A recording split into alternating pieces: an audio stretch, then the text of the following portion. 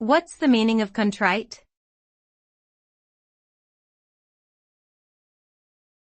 Contrite.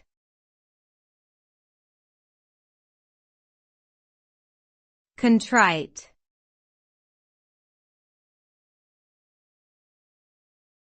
Contrite.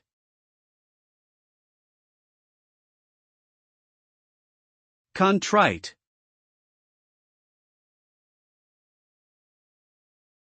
Contrite means feeling or expressing remorse or penitence for one's wrongdoing. It is characterized by a sincere and genuine sense of regret for past actions. A contrite person will often seek forgiveness from those they have wronged and demonstrate a willingness to make amends for their behavior. The result of being contrite is a restoration of trust and an opportunity for reconciliation in damaged relationships. This attitude of contrition is often seen as an important step towards personal growth and development, as it allows individuals to take responsibility for their actions and strive for improvement.